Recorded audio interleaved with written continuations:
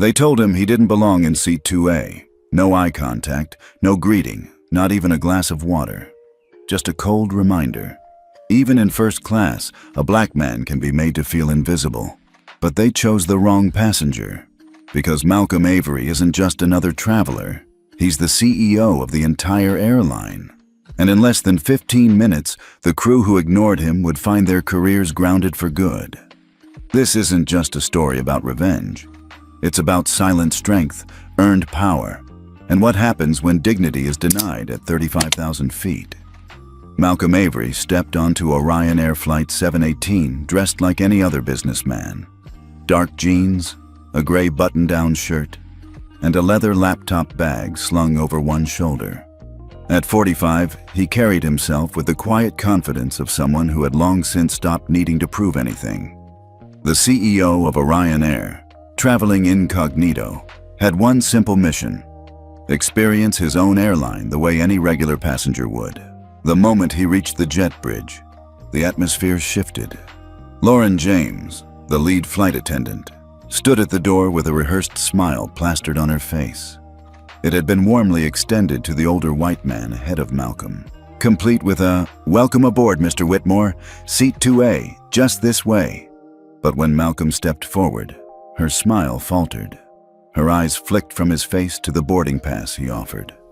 A beat, then another. "This seat isn't meant for your type," she muttered under her breath, barely audible but unmistakably cold. He blinked. "Pardon?" Lauren's smile returned, tight and artificial. "Seat 2A is up front, to the left," she said curtly, avoiding his gaze entirely. No welcome, no assistance. She turned to the next passenger without another word. Across the aisle, a young man holding a phone tilted slightly toward the doorway paused.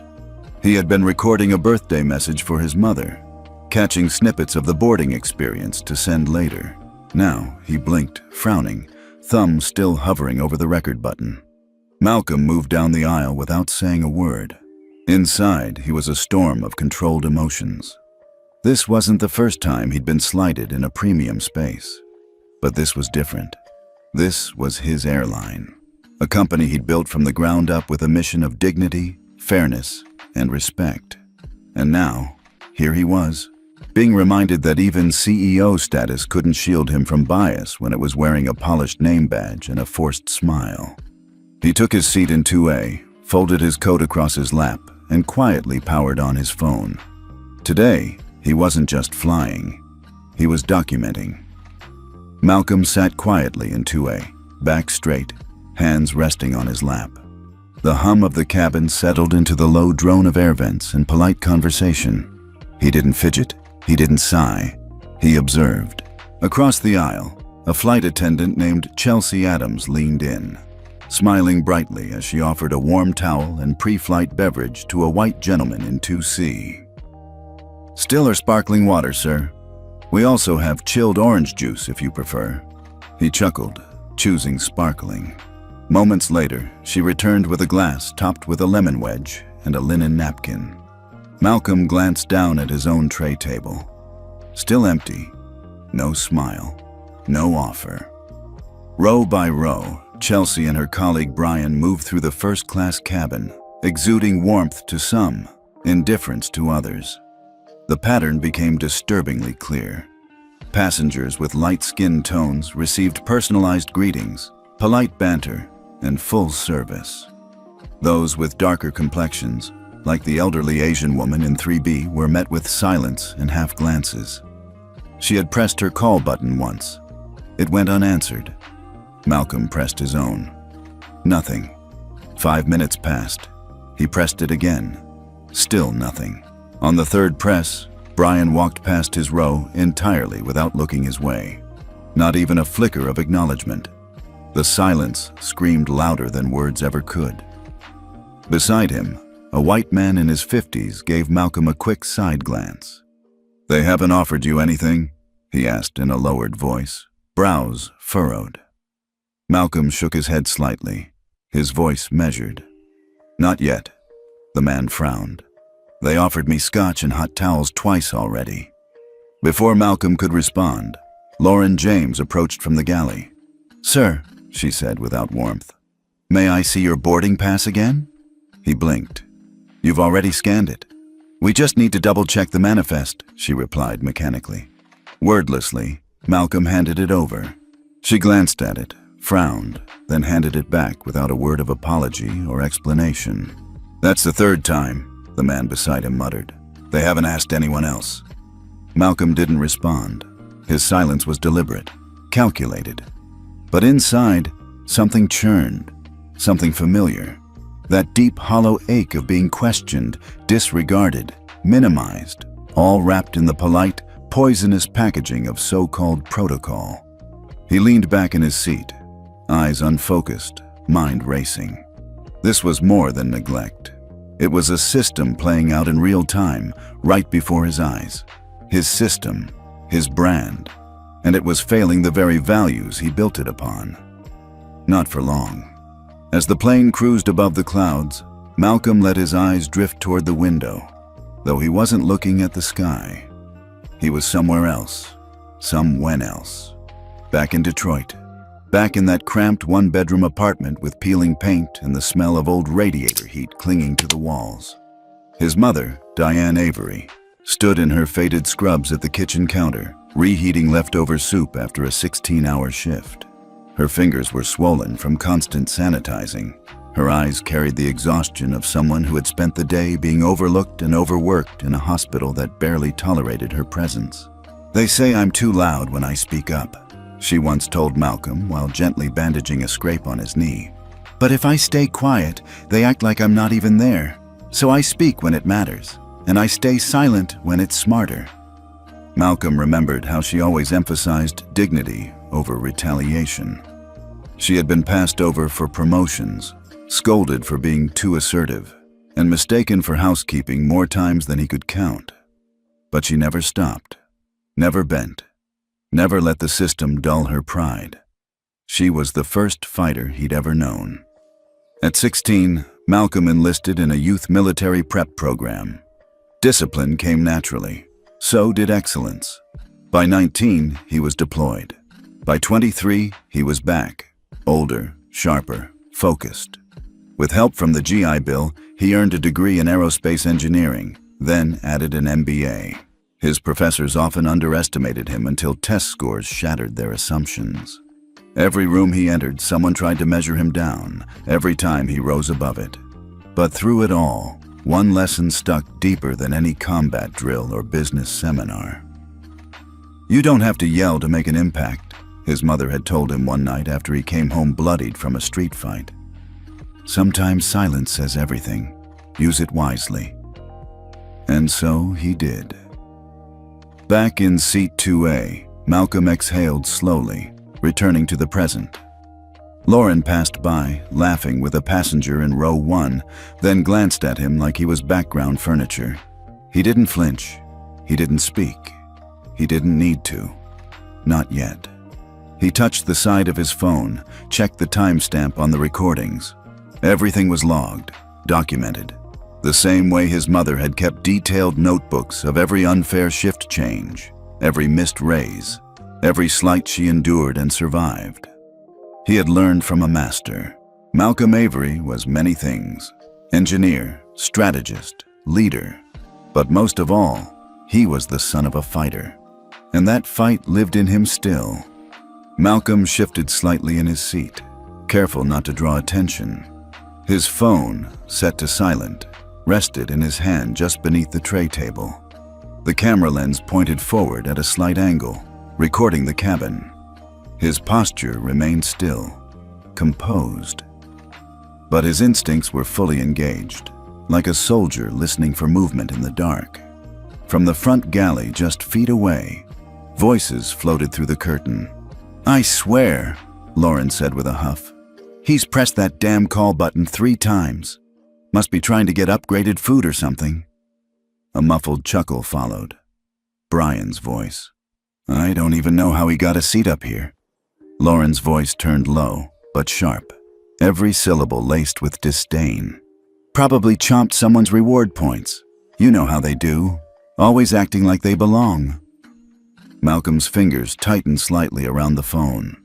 The words were casual, too casual, practiced, habitual. The kind of language used when people assumed no one important was listening or watching. He kept his breathing even, camera still rolling. Brian muttered something in response, but Lauren spoke over him again. "It's not about service anymore," she said. "It's about entitlement. He walks in here like he owns the plane." "That's because I do," Malcolm thought grimly. Across the aisle, the young man who'd been recording a birthday video earlier now sat upright, phone in hand. He hadn't meant to capture anything more than a cheerful message for his mom. But somewhere between smiling into the lens and adjusting his angle, the audio from the galley had slipped into his footage. He replayed the last few seconds, frowned, then turned his phone screen off, glancing toward Malcolm with a conflicted expression. He hadn't heard the full conversation, but what he'd caught made his stomach churn. In 2A, Malcolm's camera continued to record. This wasn't just a lapse in etiquette. It was a cancer. A quiet, insidious prejudice that had somehow slipped past every protocol he'd created, every training manual he'd signed, every standard he had built his company around. But inkless words left stains too, and today he was going to make them visible. As Lauren walked past him once more, fake smile, sharp eyes, Malcolm looked up just long enough to meet her gaze. She looked away first. Malcolm sat back, steady as ever, while the rest of the cabin buzzed in shallow conversations and muted clinks of glasses. Outwardly, he was the picture of composure, a man staring out the window, lost in thought. Inwardly, his mind moved with precision, like a combat strategist flipping switches in sequence. He unlocked his phone with one finger. No anger, no theatrics, just purpose. He tapped the contact labeled simply VB. Veronica Blake answered on the first ring. "Sir?" "Protocol Delta 5, he said, voice low, calm. A beat. "Understood," she replied immediately. No questions asked. He ended the call. In the corporate structure of Orion Air, Delta 5 wasn't public knowledge. It was an internal emergency protocol reserved for service-level violations of the highest magnitude.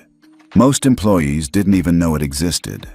It triggered a multi-department cascade: public relations, legal, human resources, and security, all mobilized instantly.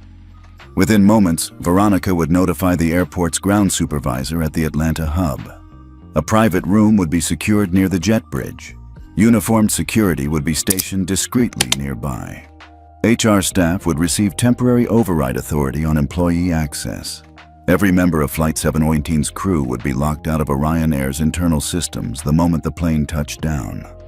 Malcolm didn't smile. There was no satisfaction yet. Only the deep hum of responsibility echoing inside him. He scrolled briefly through his encrypted app. Footage saved, audio tagged, time-coded, evidence clean and irrefutable. But this wasn't reactionary. This wasn't improvised vengeance in the sky. This had been in motion for a month. Ever since a confidential report surfaced about uneven service patterns on certain high-value routes, Malcolm had been watching. Not just with metrics or customer surveys, but in person. He had flown incognito 4 times in the past 8 weeks. This flight, however, had been deliberate. The final test. If they passed, the program would quietly expand. If they failed, well, they had. Spectacularly. Twist. What the crew didn't know was that Malcolm had handpicked this team for today's flight based on internal flags. Minor complaints, borderline reviews, tone shift patterns from passenger feedback. Nothing overt enough to act on, but enough to warrant one last, fair observation. And they had failed. Openly, brazenly, publicly. Now, Malcolm put his phone back in his jacket pocket. His face remained unreadable, his body language unbothered. He looked like any tired businessman headed home. But storm clouds were already forming on the ground. Delta 5 had been deployed, and justice was on final approach. "Ladies and gentlemen, this is your captain speaking." The cabin fell silent. We'll be beginning our descent into Atlanta shortly. Please fasten your seatbelts and ensure all electronic devices are in airplane mode. Also, would all cabin crew report to the jet bridge immediately upon landing? I repeat, all flight attendants to the jet bridge upon arrival. Thank you. The announcement ended, but the air didn't settle.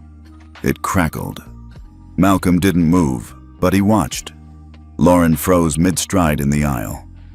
Brian glanced toward the galley. Chelsea looked at Lauren, silently mouthing something. The elderly Asian woman in 3B glanced up from her book, brows pinching with concern. Across the cabin, murmurs spread like spilled coffee. "Is that normal?" a passenger whispered. "Never heard them call out a crew like that," someone replied.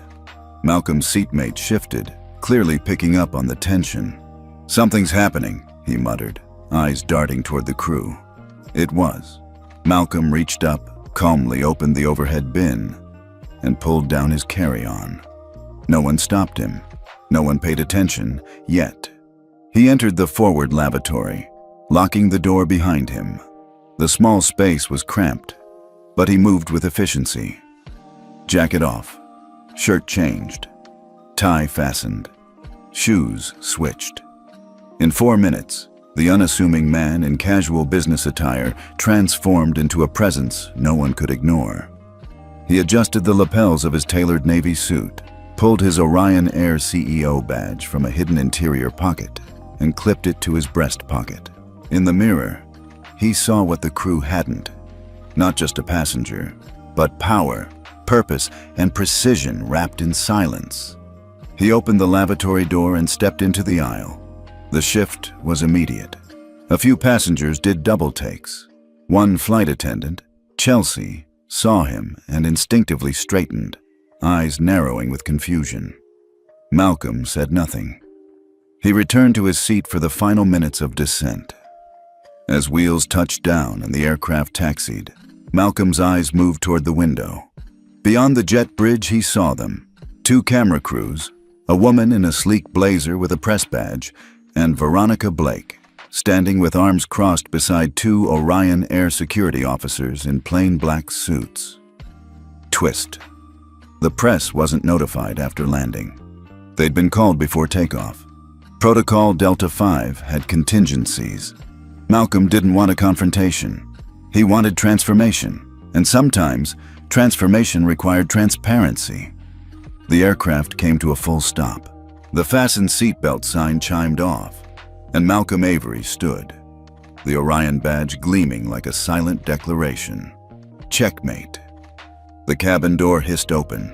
Malcolm stepped into the jet bridge, his stride measured, every inch the executive whose presence no one could ignore.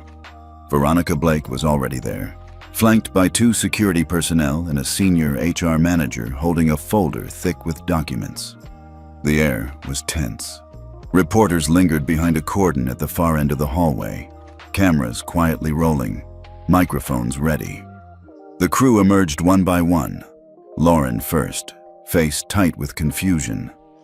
Brian and Chelsea followed close behind, whispering to each other. Then came David Norris, the flight supervisor, adjusting his tie, visibly annoyed. "Where's the passenger?" Lauren asked, voice low. Malcolm took one deliberate step forward. "You've been serving him for the last 3 hours." Lauren's eyes widened. "I'm Malcolm Avery," he said calmly, his voice slicing through the silence. "Founder and CEO of Orion Air. The man you refused to greet, ignored for hours, and questioned repeatedly." No one moved. "I wrote the service standards you've been trained to follow," he continued. "I personally designed the equity protocols you've chosen to ignore." He turned to Chelsea. "Miss Adams, you offered orange juice and water to every first-class passenger except me and the elderly woman in 3B. When I pressed the call button 3 times, you never came." Her lips parted to speak, but nothing came out. "To you, Mr. Scott," Malcolm turned. "You told Lauren I must have used someone else's miles. You chuckled. You assumed. You recorded nothing." Brian's face flushed deep red. "And Lauren James," he said, turning fully toward her. You told your colleague that people like me always act like we belong. You muttered under your breath that seat 2A wasn't meant for my type. Lauren shook her head slightly. Sir, No, Malcolm cut in. Don't explain. You had 3 hours to adjust. You didn't. David Norris stepped forward. Mr. Avery, I think this conversation should happen with union representation present. Malcolm held up one hand. Mr. Norris, you've been flight supervisor for 12 years. In the last 18 months, 17 complaints of racial service disparity crossed your desk. All dismissed, every one of them closed without escalation. David stiffened.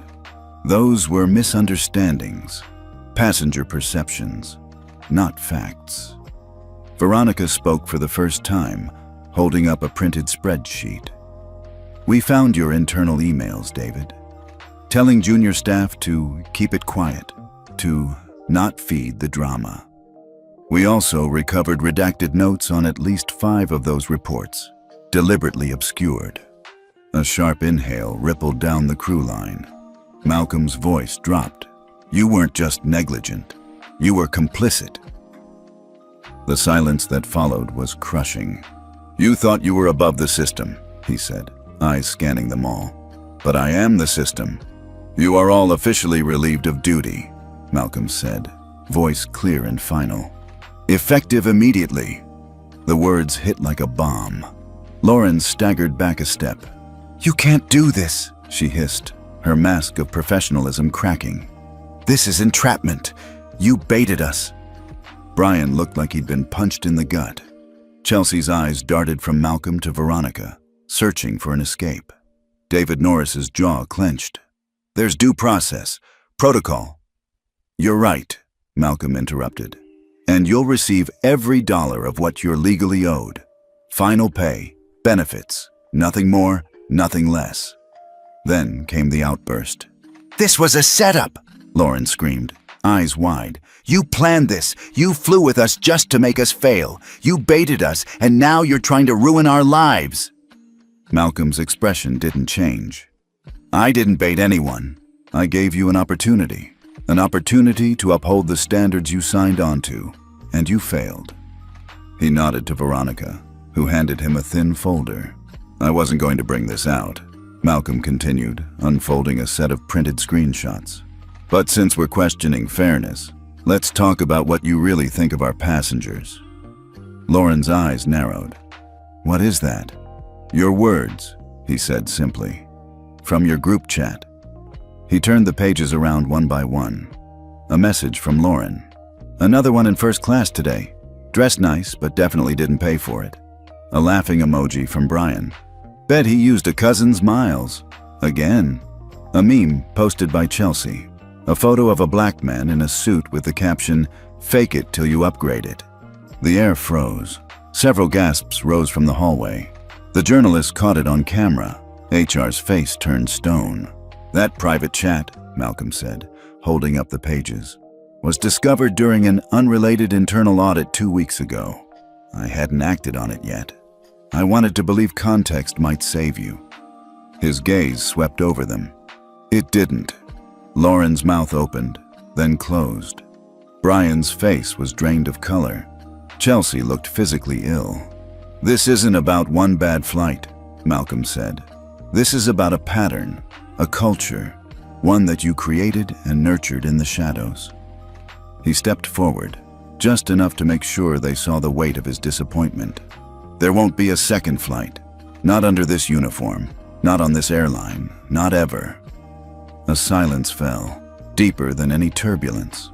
Then Veronica stepped up and addressed the security detail. Escort them off the premises. HR will follow up.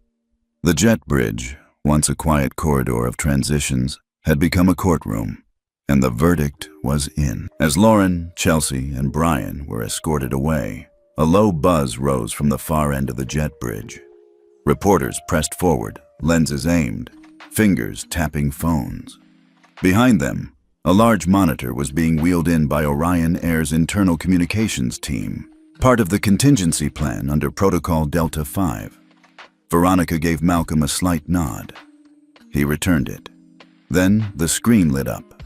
The video began shaky, clearly filmed on a phone from seat 4D. The angle caught part of the first-class cabin, the galley, and the tense moment when Malcolm, still dressed in his civilian clothes, had spoken to David Norris.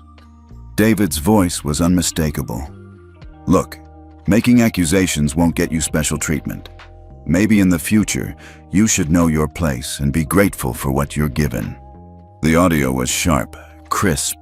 The silence that followed in the video was deafening. In real time, the jet bridge crowd reacted exactly the same way. Gasps, disbelief, a sharp inhale from one of the HR managers. David turned pale. That was taken out of context," he said, sweat breaking along his brow. Malcolm said nothing. The video continued, showing Malcolm's calm reply. "I know exactly what my place is, and very soon you will too." The footage ended. The room erupted. On social media, the video went live within minutes, pushed out by reporters who had received the clip from Orion's PR team. Within the hour, #Know Your Place trended across the US, then globally. The phrase, once used to diminish, had been reclaimed with fury and purpose. Thousands began sharing their own stories under the hashtag airline employees, passengers of color, veterans, executives. The stories poured in like a rising tide. But the real twist was still to come. That evening, as Malcolm sat in a quiet conference room at HQ reviewing reports, Veronica entered with her tablet. "We just received a message," she said, eyes serious, "from a former Orion employee, a flight attendant named Marissa Lynn. She left the company last year." "What did she send?" Malcolm asked. Veronica handed over the tablet. It was a forwarded email thread, dated, archived, complete. The subject line, "Formal complaint, Supervisor David Norris." It detailed an incident involving David dismissing a passenger's sexual harassment complaint and threatening to cut the complainant's hours if she made waves. There were 5 more threads like it, all ignored, all traced back to David. Malcolm's face hardened. "Get legal, get HR. We're reopening every closed file under his name." He looked out the window of the conference room, where the city's skyline shimmered against the night. Some systems rot from the inside out, but this one would not. Not anymore. The recital hall was dimly lit, the hush of anticipation blanketing the audience as the next performer stepped onto the stage. Malcolm sat in the second row, straight-backed, hands clasped, his Orion badge long tucked away, replaced by a father's quiet pride. Lena Avery, 15 and composed beyond her years, adjusted the shoulder rest of her violin with practiced calm. Her black dress shimmered subtly under the lights, but it was her eyes that held the room, focused, sure, determined. The first notes of her piece, Saint-Saëns' introduction and Rondo Capriccioso, soared across the room with grace and fire.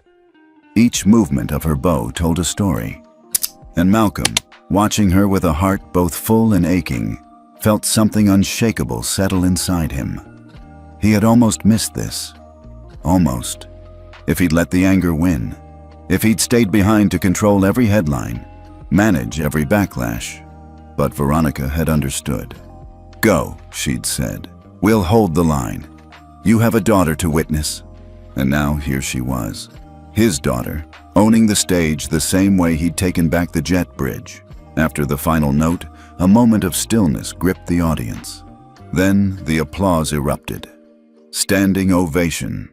Lena bowed, her cheeks pink, but her spine straight. She left the stage and moments later slipped into Malcolm's waiting arms backstage. "You made it," she whispered, breathless. "I promised I would," Malcolm replied, hugging her tight. They sat together on a backstage bench, away from the buzz, the noise, the world. "You sounded powerful," he said. Lena smiled faintly. "You looked powerful." He raised an eyebrow. "I saw the video," she admitted. "Everyone's seen it. Some of the girls at school were talking about it in orchestra. One of them said it was just a publicity thing." "And what did you say?" Malcolm asked, curious but calm. I said, Lena began, eyes steady, that you didn't raise your voice because you didn't need to. You didn't flip tables or make threats. You just stood there and made people face what they'd done. And that takes more strength than shouting ever will. Malcolm felt a tightness in his throat. Remember when I told you silence can be powerful? He said. She nodded. I didn't understand it then. I think you do now. Lena hesitated, then added, last year, a girl in my class told me I must have gotten into advanced music because of diversity points. I didn't say anything. I just kept playing better than her every week. That's the first time I realized you were right. Twist of the heart. Quiet, sharp, beautiful. You've always been strong, Lena, Malcolm said softly. Now the world's starting to see it. And for the first time in days, Malcolm Avery stopped thinking about policies, headlines, or corporate fallout. For these few quiet moments, he was just a proud father, and that was more than enough. The headquarters auditorium was filled with more employees than Malcolm had ever seen in one place.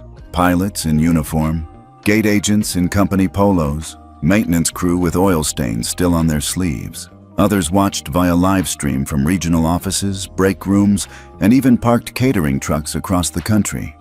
Malcolm stood alone on stage.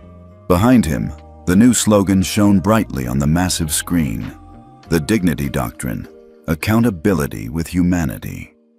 He didn't use a teleprompter. He didn't need one. 3 weeks ago, Malcolm began, I boarded a flight on my own airline to observe, not to trap, not to punish, but to see with my own eyes if the values we preach are truly lived out where it matters most, face to face with our passengers. He scanned the room, letting the weight of his words settle. What I experienced was not only personal, he continued. It was systemic, not just about me, but about anyone who doesn't look, sound, or move through the world the way some expect. A hush. No coughs. No whispers. Just listening. That's why, starting today, Orion Air is launching the Dignity Doctrine, a comprehensive initiative designed to rebuild our culture from the inside out. It includes mandatory training on unconscious bias, open-door grievance channels, anonymous reporting, and a new system of accountability. Not punishment for punishment's sake, but real, structural change. Applause rippled across the room, but Malcolm raised a hand gently. There's more, he said, because this doctrine is not just about policies, it's about people. He reached into his jacket pocket and pulled out a folded letter. His voice softened as he opened it. Yesterday, I received this from one of the crew members on Flight 718, Brian Scott. A shift of energy moved through the audience. He wrote, Mr. Avery, I froze when I should have spoken. I stood beside injustice and said nothing. I didn't mock you like the others, but I didn't defend you either. That silence was cowardice. I'm sorry, not because I lost my job, but because I failed to live up to what this company promised it stood for. If you ever allow me the chance, I want to earn back what I threw away. I want to help fix what I helped break. Malcolm paused, then looked directly into the crowd. I've thought a lot about that letter, he said, about what it means to forgive, about whether silence, when born of fear, not hate, deserves a second chance. He folded the letter and tucked it away. And I've decided it does. The room stirred, some in surprise, others in relief. Brian Scott will be reinstated, Malcolm continued, not to his previous role, but into a 6-month pilot program within our new customer experience division. He'll undergo intensive retraining, community service shadowing, and weekly evaluations. If he proves through action what he's written in words, he will earn back not just his job, but the dignity that comes with doing the work. A pause. And that same opportunity will be offered to any former employee who chooses reflection over resentment, growth over grievance. The applause this time was louder, standing, sustained. Malcolm remained still, eyes glistening but steady. This is not about forgetting, he said quietly. It's about remembering so we don't repeat. It's about building something better, together. And with that, Malcolm Avery stepped down from the stage, not just as a CEO, but as a man who understood the cost of dignity and the strength it took to protect it. Flight 2241 to Chicago boarded smoothly, the usual chorus of rolling luggage and muffled announcements humming through the terminal. Malcolm Avery walked alone through the gate, dressed in the same quiet uniform he preferred when flying undercover: dark jeans, collared shirt, and a plain black blazer. No badge, no entourage, just a carry-on and a boarding pass. Seat 2A. The jet bridge was quiet. A young flight attendant greeted him at the door, her posture alert but relaxed, her smile warm without being forced. "Good afternoon, sir. Welcome aboard Orion Air," she said. "Seat 2A, right this way. I'll help you get settled." Malcolm blinked once, recognition teasing the edge of his memory. He followed her into the first-class cabin, where she took his coat, offered a beverage menu, and returned moments later with chilled water and a folded blanket. "Let me know if there's anything else I can do for you," she said, then turned to greet the next passenger with equal grace. He watched her for a few moments, efficient, professional, and effortlessly kind to everyone. She assisted an elderly Latino couple with their luggage, knelt to comfort a nervous teenager flying alone, offered genuine compliments to a black woman wearing a stunning Ankara dress. Not a single gesture felt staged. Malcolm settled into his seat and let the hum of the cabin surround him. No side glances, no double takes, no second requests for his boarding pass. Every passenger, regardless of their skin color or accent, was treated with the same quiet dignity. The transformation was subtle, but it was everywhere. In the posture of the crew, the tone of their voices, the ease in the air. This was the airline he had envisioned. This was the standard he had dreamed of. Not one enforced by fear, but upheld by conviction. The flight took off without a hitch. Somewhere over Indiana, Malcolm leaned back, let his shoulders relax, and gazed out the window as sunlight bounced off clouds below. It wasn't until mid-flight that the twist revealed itself. The young attendant returned to offer him another water. Her name tag caught his eye. "J. Rivera, Dignity Cohort 1. He smiled. "That's a special badge," he said quietly. She beamed, slightly surprised. "Yes, sir. I'm part of the first graduating class from the Dignity Doctrine program. We trained for 3 months, intensive work on bias awareness, empathy training, even role-play simulations with actors. I wasn't sure I'd make it through." "You did," Malcolm replied. "Proudly," she said. "It changed the way I think, not just about service, but about people." She paused, then added, "It's strange. They told us the CEO designed the program himself. I hope I get to meet him one day." Malcolm met her gaze for a brief moment. A flicker of knowing passed between them, but he said only, "I think he'd be proud of you." She smiled again, gave a polite nod, and moved to assist another passenger. Malcolm turned back to the window, the clouds soft and golden below. In the reflection, he saw not the man who'd been humiliated in 2A weeks ago, but the man who'd chosen not to retaliate, but to rebuild. Change doesn't begin with power, he thought, but with the courage to stop accepting silence as safety. And for the first time in a long time, Malcolm Avery exhaled, deeply, fully, not because the fight was over, but because it was working.